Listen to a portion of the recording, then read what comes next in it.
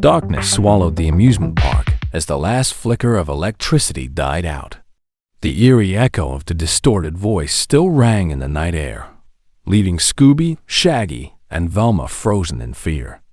Shaggy gulped, his breath shaky. Like, tell me we imagined all of that. "Uh-huh," Scooby muttered, eyes wide.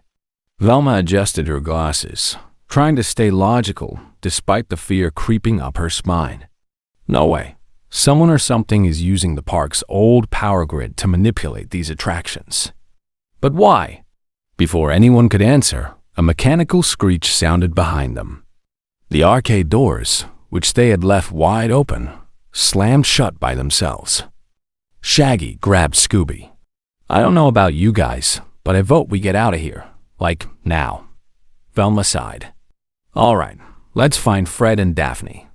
A distant clank interrupted her. Then another. Metal footsteps echoed from the depths of the park. Something was coming.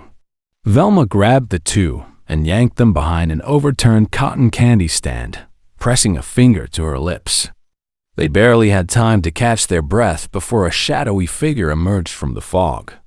The moonlight revealed its terrifying form, a towering mechanical humanoid, covered in tattered amusement park uniforms.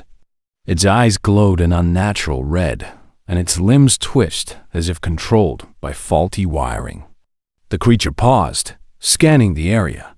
Its head snapped toward the arcade entrance, where flickering lights had returned. It let out a low, metallic groan before disappearing into the darkness. Velma exhaled. "That wasn't a ghost." Shaggy whispered, "Are you telling me that was a robot?" Velma's voice was firm. "And I bet it's connected to everything that's happening here." Scooby shivered. "Robot ghost?" Shaggy clutched his head.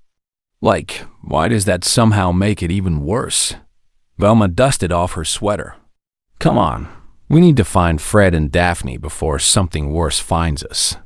Meanwhile, Fred and Daphne stood at the base of the midnight cyclone, staring at the impossible footprints in the control booth. "No prints leading out," Daphne muttered. "How does that make sense?" Fred rubbed his chin. "Only one way to find out."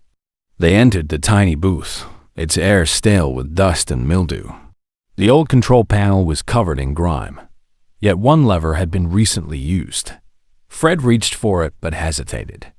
If someone's been in here, they might still be close. Daphne leaned closer to a bulletin board pinned with yellowed newspaper clippings.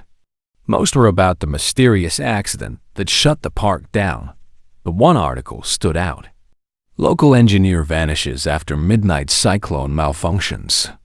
Daphne read aloud. "Hiroshi Tanaka, the park's lead engineer, went missing the night the ride stalled. He was last seen entering the ride's underground maintenance tunnels." Fred straightened. "Tunnels?" Daphne pointed to an old map beside the article. "It says there's a hidden entrance under the Cyclone's boarding platform." Fred's eyes lit up. "Then that's our next stop." Before they could leave, the control monitors flickered on, despite the power being cut. The screens flashed static, then displayed something chilling footage of Velma, Shaggy, and Scooby running through the park. Daphne gasped. "Someone's watching them." Fred clenched his fists. "And they're watching us too." Just then, a metallic thud came from outside. Fred peeked through a cracked window. A shadowy figure moved between the roller coaster supports. It wasn't walking, it was gliding, its body unnaturally stiff. Then, just like before, the Ferris wheel suddenly started turning again. Daphne whispered, "Fred, I think we should go." "Now," Fred nodded. "Agreed." They slipped out of the booth and ran toward the Cyclone's boarding platform. But the moment they reached the steps, a loud, synthetic voice boomed across the park's speakers. The roller coaster powered on, its gears grinding violently. The old ride, completely abandoned for years, was suddenly operational again, and something was waiting for them inside the tunnels. Fred and Daphne carefully descended the stairs beneath the midnight cyclone. The deeper they went, the colder the air became, thick with damp earth and old machinery. Fred's flashlight flickered over rusted pipes, exposed wiring, and faded warning signs scratched into the concrete walls. Daphne hugged her arms. Why would a roller coaster need tunnels this big? Fred swept his light ahead. Because this was never just a simple ride.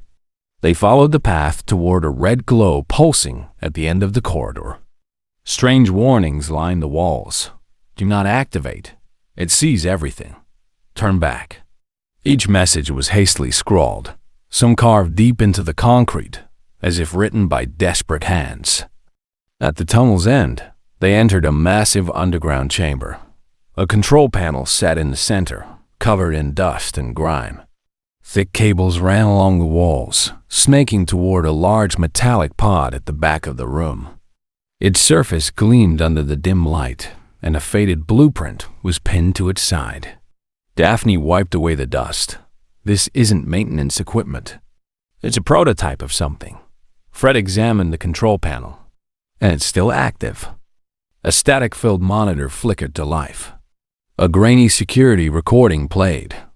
An engineer with a name tag reading Hiroshi Tanaka appeared on the screen, his face pale with fear. They turned the park into something else. It's alive, his voice crackled. If it fully powers on, we won't be able to stop it. The video cut to static. Daphne's breath hitched. Fred, what does he mean? Alive? Before he could answer, a deep mechanical groan rumbled through the chamber. The cable shuddered, and the pod's red glow pulsed like a heartbeat. The ground trembled beneath them. Then, a robotic voice crackled through unseen speakers. You should not have come here. The pod twitched. A loud hiss escaped from its seams, as if something inside was stirring. Fred grabbed Daphne's hand. We need to get out now. Velma, Shaggy, and Scooby, running from the nightmare. Above ground, the park flickered to life. The Ferris wheel screeched as its rusted gears spun on their own. The ground trembled. The arcade's distorted voice echoed across the park. Leave. Shaggy clutched Scooby. Well, the park just woke up. Velma darted toward the security booth. We need to find the control panel before it's too late. Shaggy hesitated. That's running straight into the monster's mouth. Ignoring him, Velma pushed inside the booth and scanned the dusty monitors. Her heart stopped when she saw a live feed of Fred and Daphne underground. Scooby whimpered. Ruh-roh. Suddenly, the booth's door slammed shut. The screens flickered, revealing a shadowy face with glowing red eyes. The voice spoke again. You cannot stop IT. The entire park shook violently, as if an unseen force was surging through its systems. The Ferris wheel's lights pulsed erratically.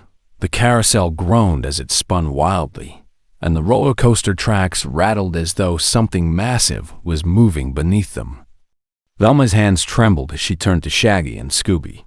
We need to warn Fred and Daphne. Whatever this thing is, it's waking up fast.